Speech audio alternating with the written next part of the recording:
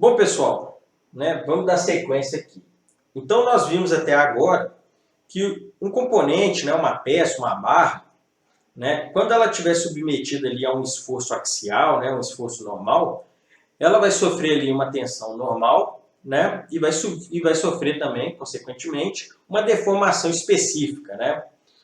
Se o esforço, né, ele for um esforço, esse esforço axial ele for um esforço trativo, né, vai estar produzindo uma tração ali na peça, na barra, né, nós vamos ter o alongamento, e se esse esforço ele for compressivo, né, estiver gerando uma compressão ali na estrutura, essa deformação, né, ela vai ser um encurtamento, né, a barra vai sofrer um encurtamento. Né. Qual que é a relação, tá, entre, né, essa a tensão normal e a deformação específica?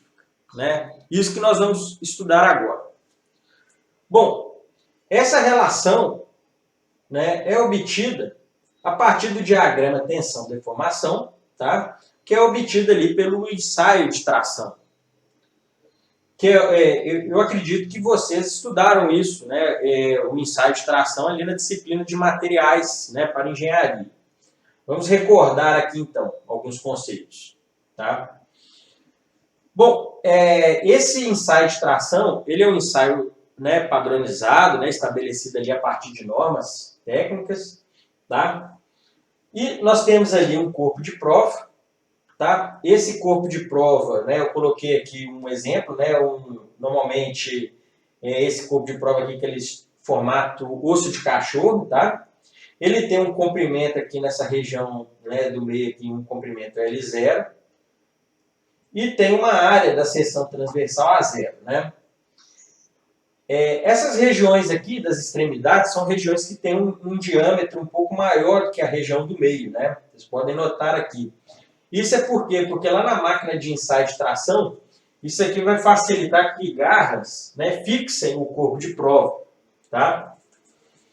Bom, então, após fixar esse corpo de prova na máquina de ensaio de tração, o que vai acontecer? Esse corpo de prova ele vai ser tracionado, tá? Vai surgir uma força F ali, né, que vai começar no valor 0 e vai aumentando aos poucos, tá? Numa taxa muito lenta. E a partir disso, né, será monitorada ali a deformação dessa barra, tá? Conforme for aumentando ali o nível do esforço, né, vai sendo monitorada ali, tá, a partir de extensômetros, né, vai ser monitorada ali a deformação. E aí vai sendo construído esse gráfico aqui. Tá? Eu coloquei aqui, ó, um gráfico típico, né, comum, para um aço, né, com baixo teor de carbono, tá? Que é um aço estrutural. Bom, então, essa força que vai começar de 0, né, e vai aumentando, né, vai sendo monitorada ali a deformação, tá? Vai ser obtido esse gráfico aqui. O gráfico ele é tensão versus deformação, né? O que é a tensão normal que nós já vimos? Vai ser a força, tá? A força naquele momento ali, né? Dividido pela área inicial do corpo de prova, tá?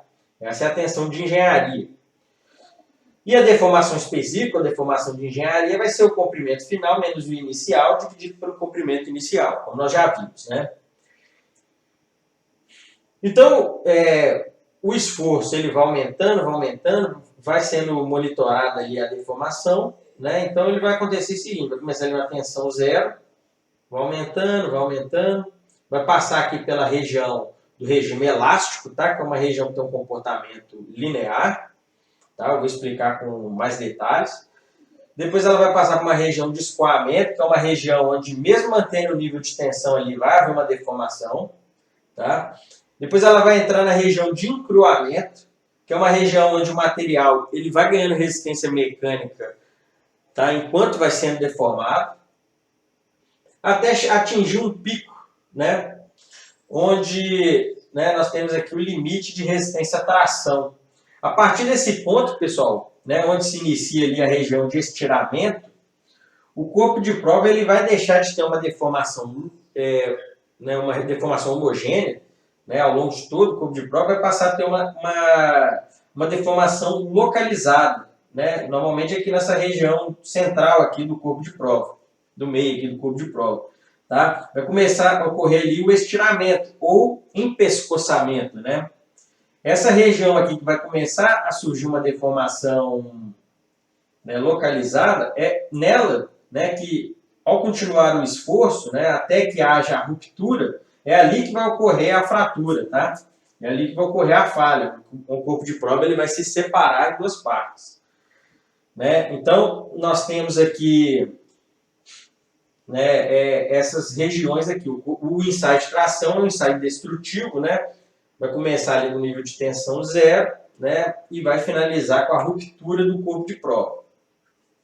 Certo?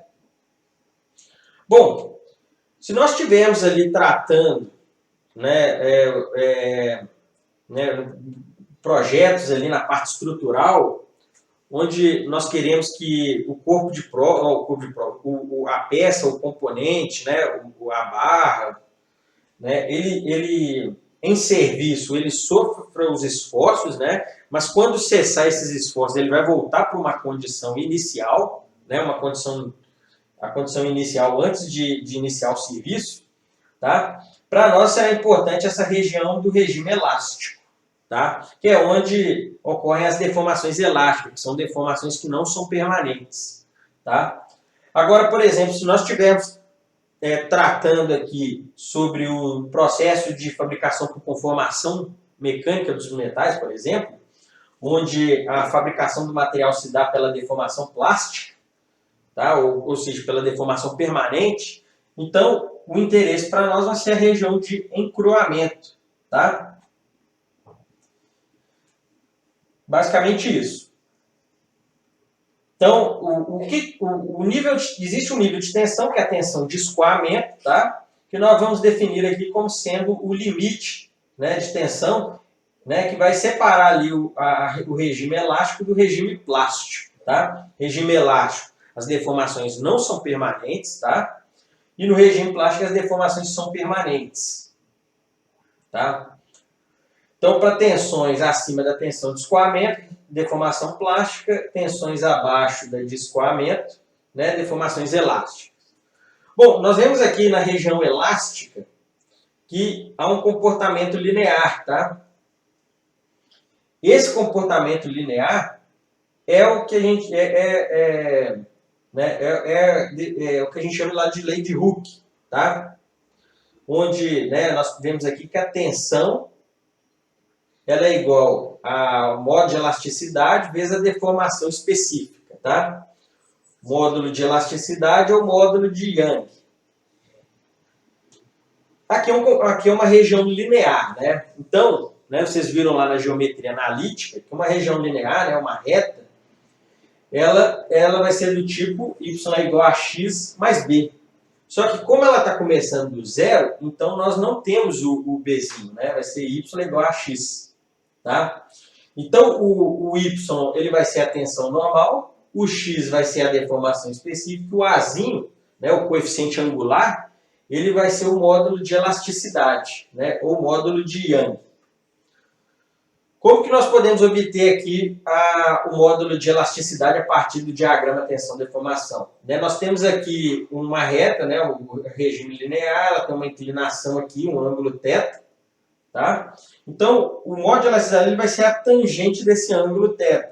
Ou a variação de tensão dividido pela variação da deformação específica nessa região linear. Certo? É assim que nós vamos obter.